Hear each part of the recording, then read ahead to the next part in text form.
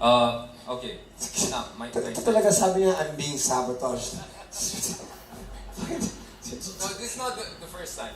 3 minutes. What I do. It's just a joke. Oh, guys. Let's be I'll be honest.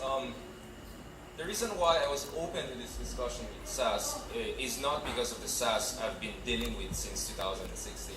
I actually got to know about Sass when she did one of the reviews of my book, Asia's New Battlefield, where I looked at the U.S.-China relationship. It was a long 300-page book, and she, of course, specialized in South China Sea when she was also taking her master's. Oh, by the way, congratulations for your master's. I'm glad that I'm finally debating with a major blogger. It's always good. That sounded. And the problem is that over the next 2 years, I saw a lot of criticism coming from her. My concern here was that the lack of nuance in terms of the attacks that she had against me. Now, I cannot also blame certain people to criticize me because, I write differently on social media. I write differently in my columns. I write differently in books. So I understand certain criticism, but the Sasot that I was more interested in having an engagement with, kind of intellectual engagement, was the pre-2016 Sasot. Because I watched one of her videos when she gave an address at the United Nations as an LGBT activist. And I believe that Sasot is still there. Right? Supposed to say things you don't like about her. No, I mean, as I said, I didn't like the Sasot post-2016. I felt there was a lot of mistreatment of my analysis and argument. In fact, I think her ideas and her posts actually provoked a lot of hatred against me that I was not prepared for. Over the past 2 years, my God, I was just teaching, a junior professor. I thought I'm gonna go on TV and look cute and give nice analysis. Oh my God, next thing I open up my Facebook. Oh my God, all these people. The only thing they didn't give me was rape threat, right? God, everything was there. Death threat was there. Insults were there. And honestly, I'll hold her quite, at least partly responsible for that. Wait, hold on. So who said you were cute? I got that first. I can screenshot that. No, but by the way, Sasot was very kind enough to one person who actually made a death threat after we agreed to dialogue and essentially told these people to F off. And I was really Franco, will you shut up? That's my point. There are two kinds of Sasot we're dealing with, and I was not really having it to that. And by the way, I'm really angry at people who screenshot stuff and then kind of use it against me. Richard. Very, very, very unhappy about that. That's what I hate the most. Screenshotting stuff. Now I don't feel whatever. Okay. 3 minutes done. I'm really enjoying this. Short and at the same time too long because it could be too long because it could, start a war and I don't want to go there. And I want to. I'll wrap. Okay, I'll keep it there. I'll hold my horses. Thank you. Alright, I think this is a safe Richard, distance. well, for the record, okay, because I was obviously closer to Sass. Ay, nako, Franco, shut up. And I got Lagot closer ko to ni Richard mo. over Annoying last kay month. ka. I think, in terms of character and principle, he's a good man. He's a good man. I disagree with 97% of his politics, but he is. You only read my social media posts. Come on, admit it. No, but we get along. We get along. We have lunch together, all that stuff, and he's a good guy. He took everything on the chest like a real man. So thank you for that. Sass. Okay, tama na yung buzzer. He stopped now.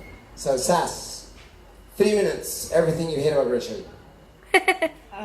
Well, there's only one thing that I hate about Richard, and I'm gonna say something from an academic perspective.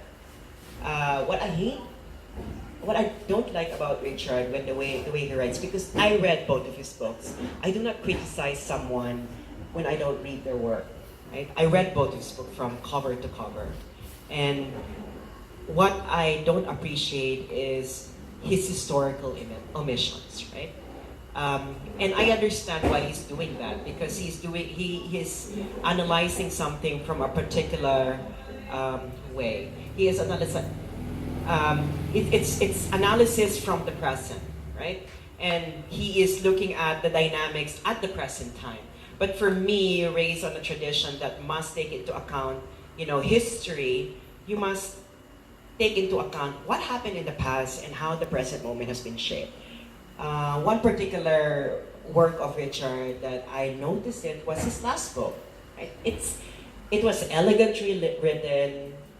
I wouldn't deny Richard Heydarian's rhetorical skills. He is really good at it. But he missed something about profiling the personality of Duterte. When I look at his references, he never referenced any Davao historian. And this was also actually raised to me by Mindanaoan historian Carlo Antonio Galay David. Shout out. Nanonood siya ngayon.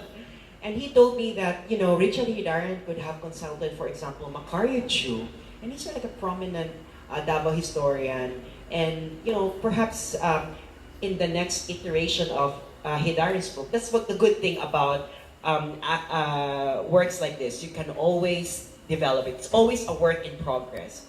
Yes, exactly. And then maybe he could incorporate those things and how they help shape Duterte now. Because, it was the first book. To be fair with Heydarian, it's the first book about profiling Duterte, what shaped his decision-making today. And being the first one to do it, you would always leave out a lot of important things, right? So maybe in the second version, he could consult, Mindanao historians. Or you. No, not me, because I'm not an expert in Mindanao history. There are Mindanao historians who could help him provide a better psycho-historical profile of Duterte. First of all, I'm disappointed because that was so nice from both of you.